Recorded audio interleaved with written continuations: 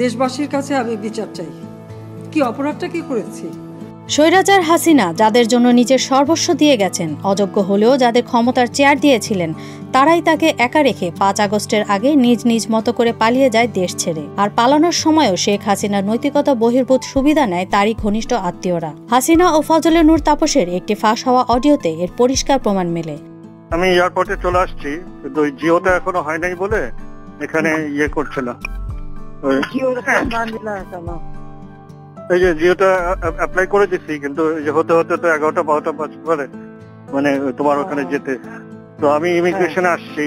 সবচেয়ে হাস্যকর ও মর্মান্তিক তথ্য হচ্ছে, তাপস যখন সিঙ্গাপুর যাওয়ার উদ্দেশ্যে নিজের তল্পা গুছিয়ে বিমানবন্দরে যায়, তখন হাসিনা জানতেনই না সে দেশ ছেড়ে পালাচ্ছে।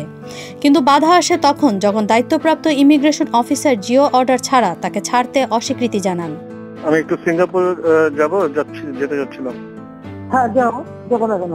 তো আমি ইমিগ্রেশনে আসছি, কিন্তু কাউকে ইমিগ্রেশনে বলা যাবে নাকি?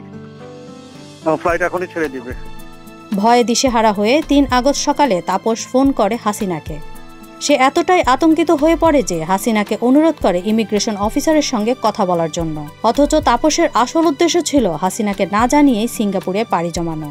এখানে অফিসার আছে, যে উনি সাইফ, উনি ইমিগ্রেশন অফিসার। আমি দিব ফোনটা?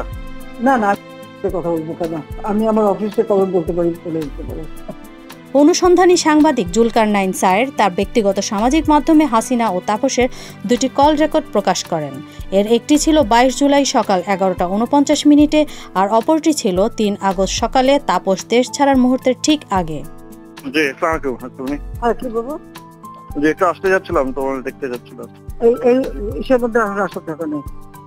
তাহলে 3টার সময় আসি, 3টার দিকে, ওই 2টার পরে, শিথিল হওয়ার পরে।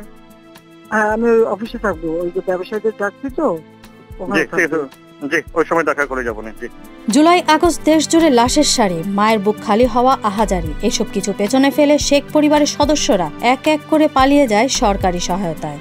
যে অবৈধ সরকার জনগণের বুকে গুলি চালিয়েছিল, তারা বছরের পর বছর এই দেশের রক্ত ও শ্রমে নিজেদের বিলাসিতা গড়ে তুলেছিল।